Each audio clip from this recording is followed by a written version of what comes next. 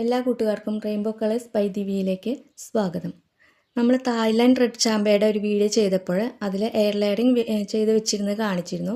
അപ്പോൾ അതിൽ വേരൊക്കെ വന്ന് വിജയിക്കുകയാണെങ്കിൽ അതിൻ്റെ വീഡിയോ ചെയ്യാമെന്ന് ഞാൻ പറഞ്ഞിരുന്നു. അപ്പോൾ അതിൻ്റെ വീഡിയോ ആണ് ഞാൻ കാണിക്കുന്നത്. അപ്പോൾ ഇതിൻ്റെ താഴെ വെച്ചിട്ട് നമുക്കിത് കട്ട് ചെയ്തെടുക്കാം. അപ്പോൾ തന്നെ അത് കട്ട് ചെയ്തെടുത്തു, ഓപ്പൺ ചെയ്തിട്ടുണ്ട്. നിറയെ വേരുകളൊക്കെ വന്നിട്ടുണ്ട്. അപ്പോൾ ഇത് ഞാൻ തൽക്കാലം ഒരു ചട്ടിയിലേക്കാണ് നടുന്നത്. പിന്നീട് നന്നായി വേരൊക്കെ പിടിച്ചതിന് ശേഷം മണ്ണിലേക്ക് നേരിട്ട് നടുന്നതാണ്. അപ്പോൾ ഈ ചട്ടിയിൽ മണ്ണ്, ചാണകപ്പൊടി, കുമ്മായം, ചകിരിച്ചോറ് ഇതൊക്കെ കൂടി മിക്സ് ചെയ്ത് വെച്ചതാണ്. എല്ലുപൊടിയും വേപ്പും പിണ്ണാക്കും എൻ്റെ കയ്യിൽ ഉണ്ടായിരുന്നില്ല. അതുണ്ടെങ്കിൽ അതും കൂടി മിക്സ് ചെയ്തിട്ട് 2-3 ദിവസം നനച്ച് കൊടുക്കുക. അതിന് ശേഷം നട്ടാൽ മതി. ഇത് ഞാൻ മുന്നേ തയ്യാറാക്കി വെച്ചതാണ്. ഇപ്പം ഞാൻ അതിൻ്റെ കൂടുതലുള്ള ഇലകളുടെ ഒരു കമ്പ് ഞാൻ വെട്ടി കളഞ്ഞിട്ടുണ്ട്.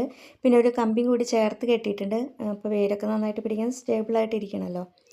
പിന്നെ ഇത് തണലുള്ള ഒരു സ്ഥലത്താണ് 1-2 ആഴ്ചയ്ക്ക് വെക്കുന്നത്.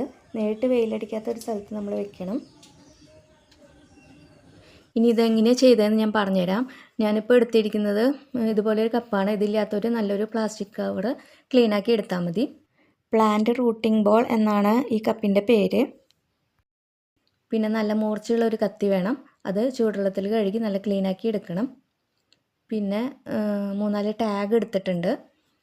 പിന്നെ ചാണകപ്പൊടി, ചകിരിച്ചോറ് ഉള്ളൊരു ചകിരിച്ചോറും കൂടി മിക്സ് ചെയ്തെടുക്കാം. പിന്നെ ഈ സാഫ് ആൻറ്റി ഫംഗിസൈഡ് ആണ്. ഇത് ഓർക്കിഡൊക്കെ വളർത്തുന്നവർക്ക് അറിയാം. അതിൽ നിന്ന് കുറച്ച് ഇട്ട് കൊടുക്കാം. ഫംഗസ് വരാതിരിക്കാനാണ്. ഇത് എൻ്റെ ഐഡിയയിൽ ഞാൻ ചെയ്തതാണ്, പക്ഷേ വിജയിച്ചു. അതുകൊണ്ടാണ് നിങ്ങൾക്ക് വീഡിയോ പറഞ്ഞു തരുന്നത്. ഇനി ഇത് നല്ല പുട്ടിൻ്റെ പരുവത്തിൽ നമുക്ക് നനച്ചെടുക്കാം. അപ്പോൾ ഇത് ആദ്യം നന്നായിട്ടൊന്ന് മിക്സാക്കി കൊടുക്കുക. അതിന് ശേഷം കുറച്ച് വെള്ളം ഒഴിച്ചിട്ട് നന്നായിട്ടൊന്ന് മിക്സാക്കി എടുക്കുക. ആ കപ്പ് ഞാൻ ആമസോണിൽ നിന്ന് വാങ്ങിച്ചതാണ് കേട്ടോ. അതിൻ്റെ അളവെന്ന് പറയുന്നത് 3 ഇഞ്ചാണ്. ഞാൻ ഈ ഒരു കമ്പിലാണ് ഇപ്പോൾ എയർ ലെയറിങ് ചെയ്യാൻ പോകുന്നത്. ഏകദേശം 1/2 ഇഞ്ച് വലിപ്പമുള്ള ഒരു കമ്പാണിത്. ഇതിൻ്റെ ഞാനൊന്ന് ഈ കപ്പൊന്ന് വെച്ച് നോക്കട്ടെ. അപ്പോൾ നമുക്ക് ഇതിൻ്റെ കറക്റ്റ് പൊസിഷൻ എവിടെയാണ് കട്ട് ചെയ്യേണ്ടതെന്ന് മനസ്സിലാവും. അപ്പോൾ ഈ കപ്പിൻ്റെ സെൻറ്റർ ഭാഗം വരുന്ന ഭാഗത്ത് നമ്മൾ തൊലിപ്പുറം മാത്രം 3/4 ഇഞ്ച് വീതിയിൽ കട്ട് ചെയ്തെടുക്കണം. 3/4 ഇഞ്ച് വീതിയിൽ മുകൾ ഭാഗത്ത് അടിഭാഗത്തായിട്ട് നമ്മൾ ഇങ്ങനെ വരഞ്ഞു കൊടുക്കുക.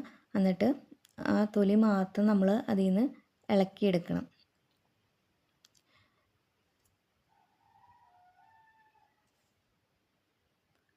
മരത്തിൻ്റെ ഉള്ളിലേക്ക് മുറിവ് ഉണ്ടാവാതെ നോക്കുക. തൊലിപ്പുറത്ത് മാത്രമേ കട്ട് ചെയ്യാൻ പാടുള്ളൂ. ആ 3/4 ഇഞ്ച് വീതിയിൽ ചുറ്റിലും ഉള്ള തൊലി മൊത്തത്തിൽ നമ്മളിങ്ങനെ നീക്കം ചെയ്യണം. അതിനുശേഷം ഇത് പതുക്കെ ഇതിൻ്റെ പുറം ഭാഗത്തൊന്ന് ചുരണ്ടി കൊടുക്കണം. അതെന്തിനാണെന്ന് എനിക്കറിയില്ല. ഞാൻ വീഡിയോസിൽ അങ്ങനെ ചെയ്തപ്പോൾ അതുപോലെ തന്നെ ചെയ്തതാണ്.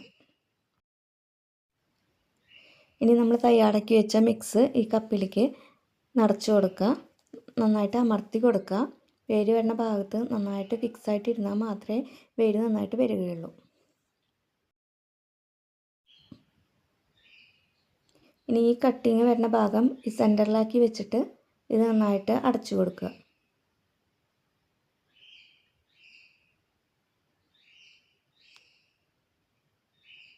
ഇവിടെയായിട്ടൊരു ക്ലിപ്പുണ്ട്, അത് ഇട്ട് കൊടുക്കുക.